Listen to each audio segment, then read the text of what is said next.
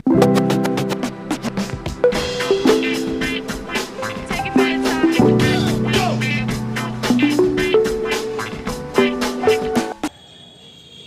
हिंद दोस्तों, स्वागत है आपको अपना इस YouTube चैनल में।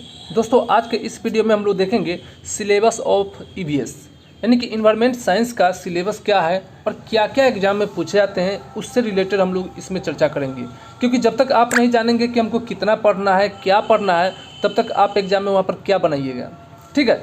और अभी के एग्ज़ाम में होशियारी यही है कि क्या पढ़ना है और क्या नहीं पढ़ना है। यदि यह दो चीज़ अगर जब बच्चे जान गया कि हमको क्या चीज़ इग्नोर करके चलना है, क्या चीज़ हमको पूछा जाएगा, उस पर यदि विचार करता है तो वह कम पढ़ के भी आपको जॉब ले लेता है, ठीक है।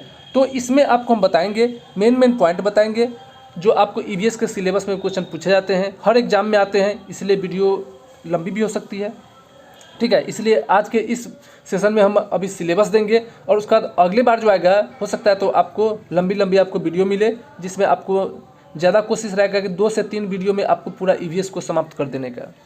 तो चलिए हम लोग शुरू करते हैं। और चैनल पर नए हैं तो एक बार लाइक कर दीजिए वीडियो को, और चैनल पर नए हैं तो सब्सक्राइब कर लीजिए। चलिए शुरू करते हैं।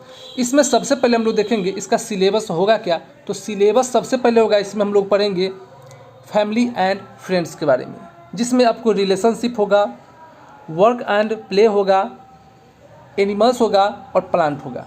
इतने चीज़ के बारे में हम लोग फैमिली एंड फ्रेंड्स के बारे में देखेंगे।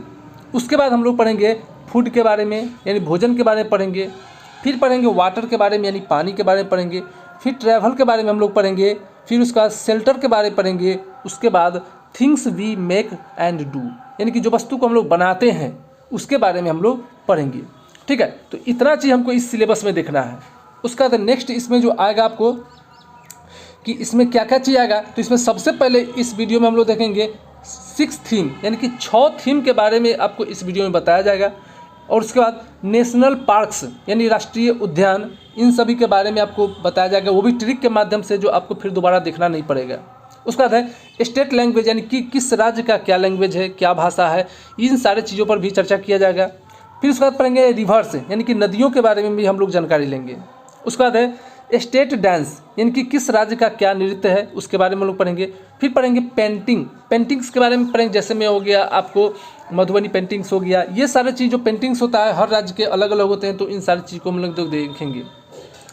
उसके बाद ट्रेन वेल क्वेश्चंस यानी कि ट्रेन से संबंधित जो क्वेश्चन आएंगे उस पर भी हम लोग चर्चा करेंगे, क्योंकि वो भी EVS से संबंधित है, आपको डायरेक्शंस पूछे जाते हैं।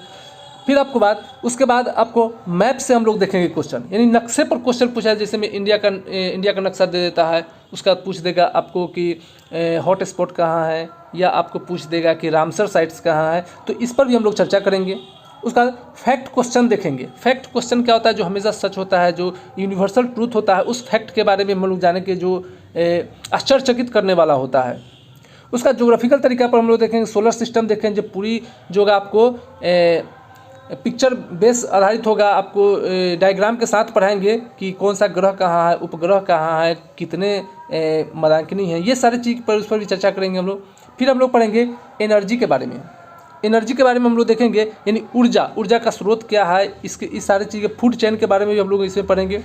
और उसके बाद ETC में यानी कि इत्यादि में सारे चीज़ को हम लोग इसमें देखने वाले हैं।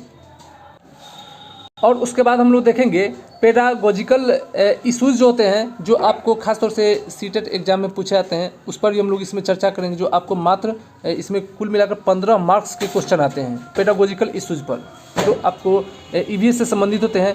तो इसमें क्या क्या चीज़ पढ़ेंगे, तो इसमें देखेंगे हम लोग EVS का अवधारणा और उसके दायरा को देखेंगे, यानी कहाँ तक सीमित है। फिर उसके बाद देखेंगे EVS के महत्व को एकीकृत यानी EVS के बारे में देखेंगे। फिर पर्यावरण अध्ययन और पर्यावरण शिक्षा के बारे में देखेंगे कि बच्चे को किस प्रकार से शिक्षा या उसका अध्ययन कराया जाता है। उसके बाद सीखने की सिद्धांत बताएंगे, जो किस वैज्ञानिक से संबंधित है, कौन सा सिद्धांत किस पर अप्लाई होगा, उसका चर्चा चलेगा। उसके बाद विज्ञान और सामाजिक विज्ञान का दायरा और उसका संबंध किससे कौन संबंधित है, ये भी देखेंगे हम लोग। उसके बाद अवधारणाओं को प्रस्तुत करने की दृष्टिकोण यानी कि हम बच्चे के सामने किस तरह से अवधारणा की, जिसको अप्रोच कहते हैं, किस तरह से हम उसको प्रेजेंट करना है बच्चों के सामने, वो देखेंगे। उसके बाद हम लोग देखें CCE के बारे में देखेंगे। उसके बाद टीचिंग मटेरियल एड्स के बारे में देखेंगे, शिक्षण सामग्री के बारे में देखेंगे, सहायक सामग्री के बारे में देखेंगे।